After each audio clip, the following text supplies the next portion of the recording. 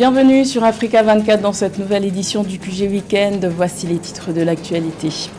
Le président congolais Félix Tshisekedi était à N'Djamena les 18 et 19 juillet en tant que facilitateur de la Communauté économique des États de l'Afrique centrale, CEAC, pour le processus de transition politique au Tchad.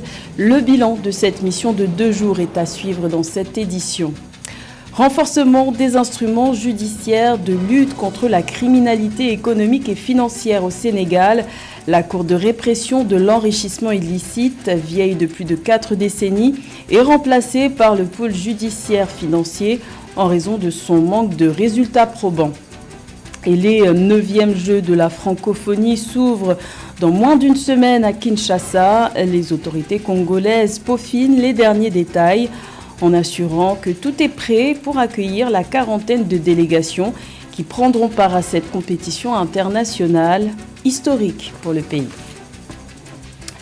La situation politique au Tchad fait l'objet d'une médiation. Le président congolais Félix Tshisekedi, nommé facilitateur par ses pairs de la Communauté économique des États de l'Afrique centrale, CEAC, était en mission à N'Djamena les 18 et 19 juillet. Les questions relatives à la transition du pays ont été abordées avec les autorités tchadiennes et les parties intéressées de la crise. Plus de détails avec Marie-Raphaël Antolo. Le président de la République démocratique du Congo, Félix Tshisekedi, s'est rendu au Tchad du 18 au 19 juillet dans le cadre de sa mission de médiation pour la transition au Tchad. Le président congolais a à cet effet discuté avec les autorités tchadiennes et les parties intéressées de la crise politique ainsi que des questions relatives à la transition du pays. Cette visite diplomatique de 2 jours intervient après l'annonce par le pouvoir militaire tchadien de la tenue d'un référendum constitutionnel le 17 décembre 2023. Au nom de l'amour que j'ai pour l'Afrique et du souhait que j'aimais tout le temps de vouloir voir cette Afrique, notre terre, à tous en paix et stable, j'ai accepté cette mission avec honneur.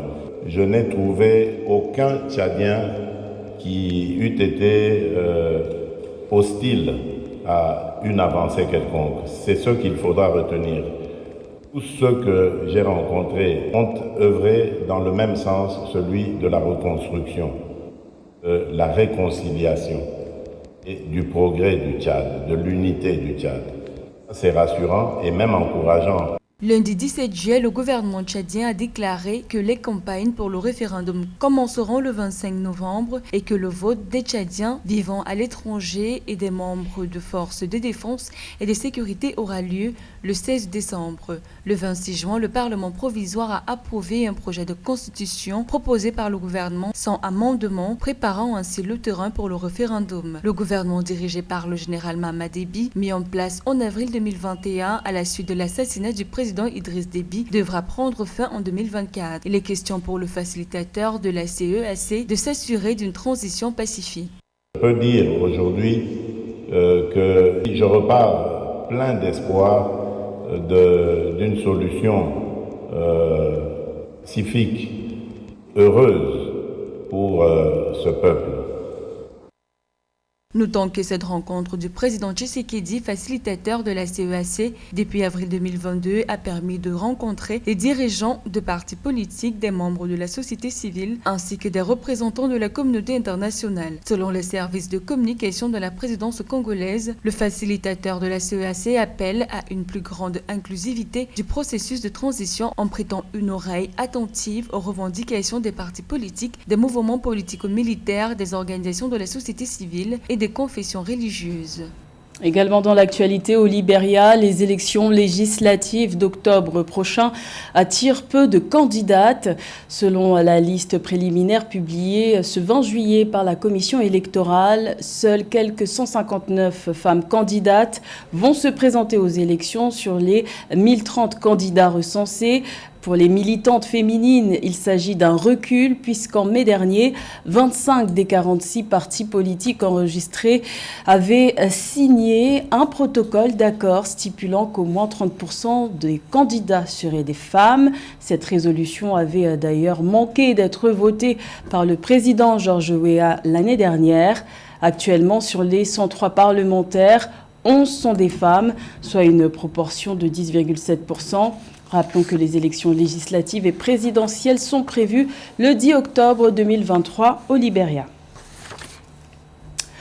Fracture au sein de l'Organisation pour la mise en valeur du fleuve Sénégal, OMVS, organisation intergouvernementale de développement créée en 1972 par le Mali, la Mauritanie et le Sénégal en vue de gérer le bassin versant du fleuve Sénégal.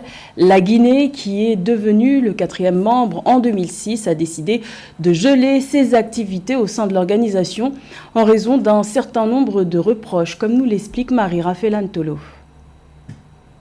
Le 18 juillet, la Guinée a suspendu sa participation à l'Organisation pour la mise en valeur du fleuve Sénégal qu'elle partage avec le Mali, la Mauritanie et le Sénégal. Cette information a été rendue publique via un communiqué du secrétaire général de la présidence de la République de Guinée. Selon le général de brigade Amara Kamara, cette décision est prise alors qu'il est constaté que les préoccupations et les intérêts stratégiques de la Guinée ne sont pas pris comme priorité par la dite organisation depuis sa création. Quand vous prenez l'organisation l'OMVS, vous avez dans la gestion, parce que l'OMVS a 4 sociétés. Nous avons la société de gestion de l'énergie de Manantali, la société de gestion d'exploitation du barrage du Diamant, la société de gestion d'exploitation de la navigation et la société de gestion des ouvrages du Haut-Bassin.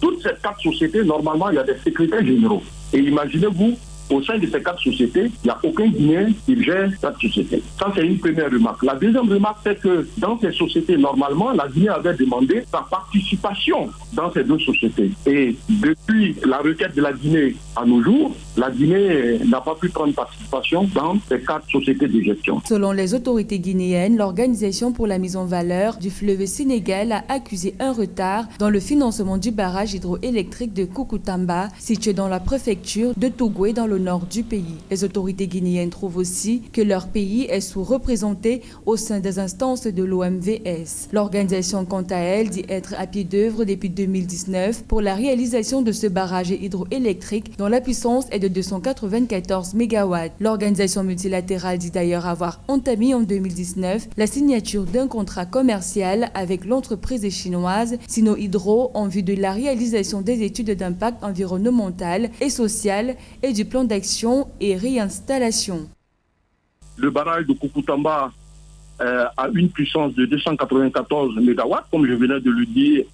C'est le plus grand barrage normalement qui devrait être construit sur le fleuve Sénégal. Le montant total estimé, parce qu'il y a eu déjà un contrat commercial qui a été signé à Conakry le 26 février 2019 avec l'entreprise chinoise Sinohydro pour un montant de 812 millions de dollars.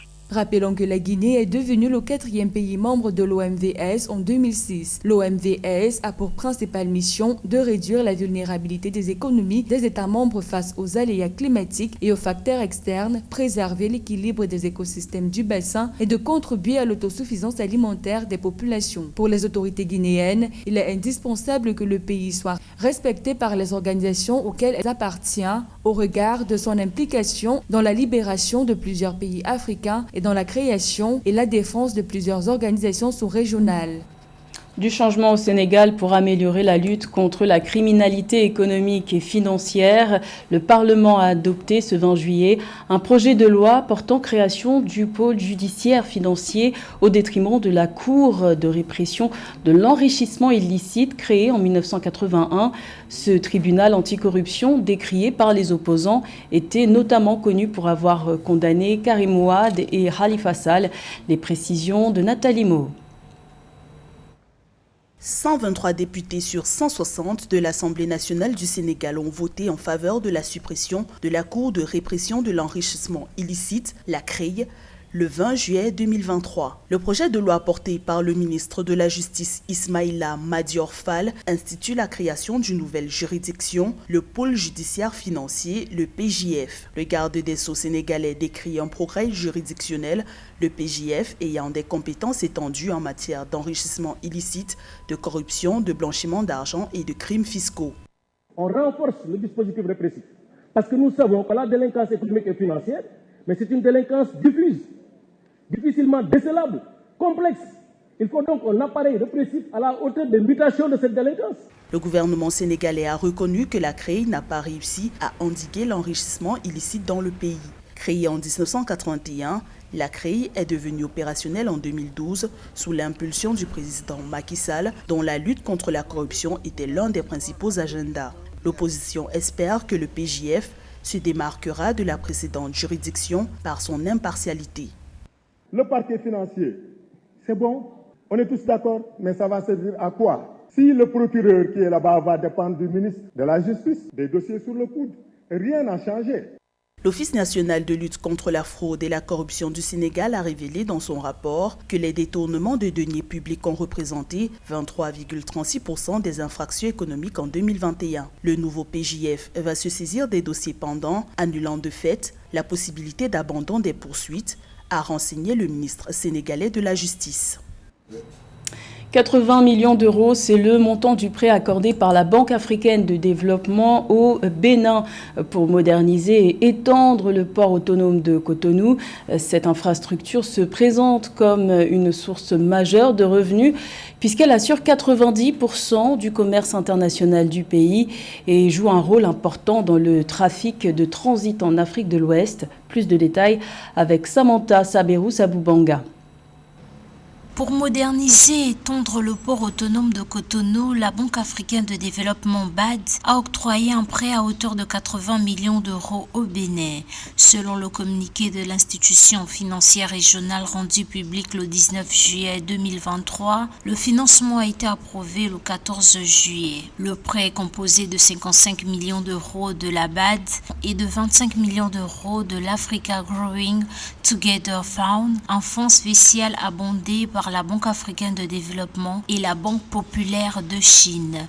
L'investissement accordé pour moderniser et étendre le port de Cotonou devrait permettre de fluidifier le trafic de manière significative. La modernisation du port le rapprochera certainement davantage d'autres grands ports de la sous-région tels que Lomé, Tema, Abidjan qui ont pris de l'avance ces dernières années. Et je pense que le financement arrive à point nommé. Ce financement représente un véritable coup de pouce pour le vaste plan de développement du port de Cotonou qui prévoit des investissements allant jusqu'à 600 millions d'euros d'ici 2026. Le financement de la BAD va permettre de construire un nouveau terminal à conteneurs à l'est du port et augmenter sa capacité de 20 hectares dédiés aux produits en vrac et divers, indique le communiqué. Le gouvernement du Bénin profitera des retombées du projet grâce à de meilleures recettes fiscales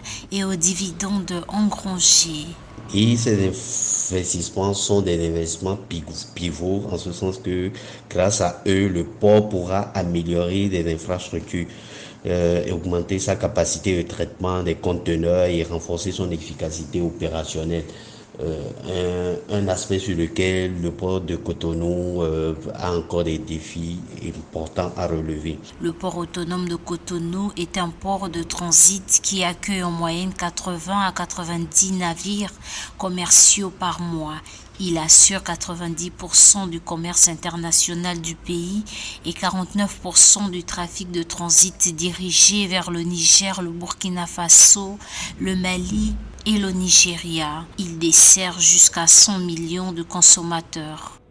Dans le reste de l'actualité, une Congolaise figure parmi les 6 lauréats du prix ONU pour les droits de l'homme 2023. Il s'agit de la militante Julienne Lusenge, présidente de l'association Solidarité des femmes pour la paix et le développement intégral, Sofepadi. C'est une figure bien connue en République démocratique du Congo pour sa contribution constante aux droits des femmes et son combat contre les violences sexuelles. Notons que parmi les anciens lauréats de ce prix figurent notamment le Congolais Denis Mukwege, le Sud-Africain Nelson Mandela ou encore l'ancienne première dame des États-Unis, Eleanor Roosevelt, pour ne citer qu'eux. La capitale congolaise, Kinshasa, est fin prête à accueillir les 9e Jeux de la francophonie après 2 reports dus à la crise sanitaire. La compétition se déroulera du 28 juillet au 6 août. Ce rendez-vous historique pour la République démocratique du Congo se veut sportif et culturel, mais surtout d'envergure internationale. Le point avec José Douglas. L'enjeu essentiel de ces Jeux de la francophonie est de réaffirmer l'attachement des nations francophones à la francophonie et à ses valeurs. Renforcement de la paix, solidarité, développement durable, diversité linguistique et culturelle et de permettre à la jeunesse de vivre des rencontres riches, stimulantes, exceptionnelles et ouvertes sur des horizons différents. Kinshasa se dit prête à accueillir du 28 juillet au 6 août une quarantaine de délégations pour faire rayonner la ville et voir briller le sport. Des Jeux qui ont lieu chaque 4 ans et attirent plus de 3000 athlètes heureux de se retrouver pour une telle fête. On les a toujours réussis, il n'y a pas de raison de ne pas les réussir en RDC. Avec tous les moyens qui sont mis, avec l'engagement du président de la République, avec l'engagement du gouvernement et la mobilisation du haut comité de pilotage, il n'y a pas de raison, on va les réussir. Des moments festifs et accessibles à la population des Jeux de la francophonie sont d'un format unique alliant concours culturels et compétitions sportives de haut niveau. Des cérémonies d'ouverture et de clôture, les défilés des États et gouvernements participants et de nombreuses animations périphériques. Des Jeux de la francophonie qui représentent un vecteur de cohésion sociale par l'identification des jeunes participants à l'élite sportive et culturelle pour enrichir les palmarès de leur pays sur le terrain. L'effervescence monte. Oui, Kinshasa, vous savez, c'est 17 millions d'habitants. C'est la plus grande ville francophone. Donc toutes les activités vont avoir lieu à Kinshasa. Et j'invite tout le monde à venir vivre la festivité, donc les fêtes à Kinshasa. C'est lors du 2e sommet de la francophonie en 1987 que les chefs d'État et de gouvernement ont eu l'idée de créer un événement où la jeunesse francophone serait mise en valeur et la décision a été prise de créer les Jeux de la francophonie. Le Zango sera l'une des attractions de ces Jeux qui seront accueillis sur plusieurs sites, le Stade des Martyrs, le Palais du Peuple, le Stade Tata Raphaël et aussi l'Université de Kinshasa du 28 juillet au 6 août 2023. C'était le journal de la rédaction. Merci de l'avoir suivi. L'information continue sur Africa 24.